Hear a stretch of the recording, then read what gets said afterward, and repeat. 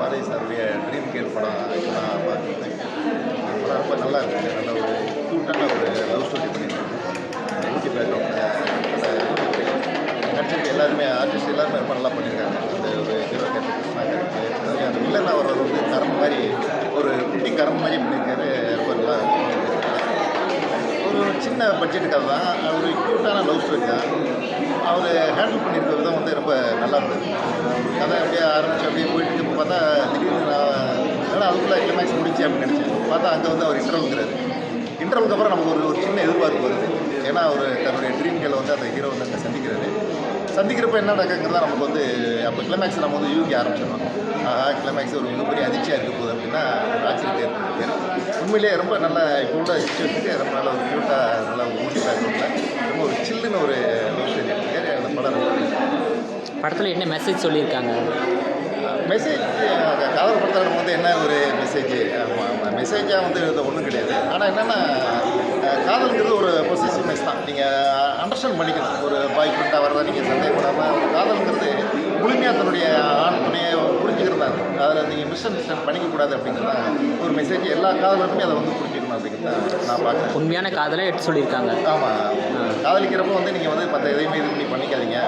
காதலுக்கு உண்மையாக இருங்க. அவ்வளோதான். நீங்கள் அவனை சந்தேகப்படுறதோ இது பண்ணுறதோ அந்த எதுவுமே பண்ணாதீங்க அப்படிங்கிறது தான் ஒரு மெசேஜாக இருக்குது எனக்கு தெரிஞ்சது. அதே மாதிரி மியூசிக் ரொம்ப நல்லா பண்ணியிருக்காங்க. அந்த படத்தை வந்து எலிவேட் பண்ணி போகிறது மியூசிக் தான்.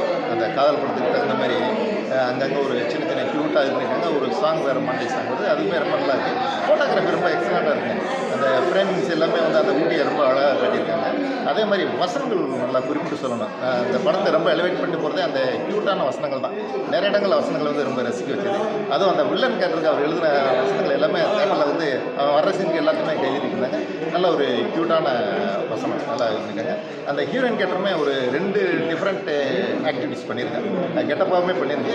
அது ரொம்ப நல்லா இருக்குது. நல்ல ஒரு க்யூட்டான இது நடிச்சிருக்க எல்லாருக்குமே நல்ல ஒரு ரொம்ப சின்ன காம்பேக்டில் ஒரு நல்ல ஒரு க்யூட்டான ஒரு அழகான படத்தை கொடுத்துருக்காங்க. அது 1.5 மணி நேரம் படம், ஒரே சாங்கு. அது போர் அடிக்கல. ஏன்னா 1.5 மணி நேரம் படம் தான் சொல்கிறேன் நானே. நம்மளுக்கு இன்டர்வல்லே உங்களுக்கு வந்து ஒரு கிளைமேக்ஸ் மாதிரி தான் நம்ம வந்து ஃபீல் பண்ணுறோம். அதுக்கு பிறகு ஒரு கதை அதனுடைய வேறு பரிமாணங்கள் பொறுப்பை நம்ம ஏற்கனவே பார்த்த சீன் தான். ஆனால் சொல்லப்படாத ஒரு கோணத்தில் வரப்போ நமக்கு ஒரு சின்ன டென்ஷன் வருது. கிளைமேக்ஸில் ஒரு அதிர்ச்சிங்கிறப்ப அது ஒரு ஆச்சரியத்தை பண்ணியிருக்காரு. ரொம்ப நல்லா பண்ணியிருக்காரு. நல்லா ஒரு ஹேண்டில் பண்ணியிருக்காங்க. ஒரே சாங்கு படத்துக்கு போதுமானதா? போதும். இப்போ உள்ளது இப்போ நமக்கு சாங்கே தேவைப்படலை முதல்ல. ஏன்னா படத்துடைய அந்த காட்சியிலே உங்களுக்கு சாங் மாதிரி தான் நகருது உங்களுக்கு. ஏன்னா முழுக்க இத்தனைக்கு அவங்க 2 பேர் தான் வந்துட்டு இருக்காங்க உங்களுக்கு. இப்போ உங்களுக்கு ஷாருக்கும் கஜோலும் நடிச்சாங்க தில்வாலியில் 1.5 மணி நேரம் அவங்க 2 பேர் மட்டும்தான் காட்சி இருக்கும் உங்களுக்கு. நம்ம அந்த ரசிக்கிட்டே இருப்போம். அதே மாதிரி ஹீரோனுடைய காட்சி வந்தால் கூட தொடர்ச்சியாக அவங்க பண்ணக்கூடிய அந்த சின்ன சின்ன கியூட் மூமெண்ட் வந்து நம்ம வந்து நம்மளால் ரசிக்க முடியுது. அதனால் சாங்கிறது தேவையும் இல்லை. அந்த கதையில் வந்து நம்ம என்ன சாங் சொல்கிறது அதுக்கான சீக்வன்ஸும் இல்லை. ஒரு சாங் இருக்குது, அதுவே போதுமானதாக. படத்தை இடைவேளை இருக்கா? அதான் இடைவேளை வந்து கிளைமேக்ஸ்ன்னு சொல்கிறேன் நான். இடைவேளைங்கிறது கிடையாது. நமக்கு படம் முடிஞ்சு தான் நினச்சேன். ஆனால் அதை வந்து இடைவேளைங்கிறாரு. அது ஒரு சின்ன ஒரு அதிர்ச்சியான ஒரு இடைவேளை தான். ஒரு கிளைமேக்ஸ் தூக்கி இன்டர்வலாக வச்சுருக்காரு. அப்படி தான் நான் சொல்லுவேன். உண்மையிலே அதிர்ச்சியாக தான் இருந்தது. அதுக்கப்புறம் படம் கண்டினியூ ஆகுங்கிறப்ப ஒரு மிகப்பெரிய ஆர்வம் வந்துச்சு.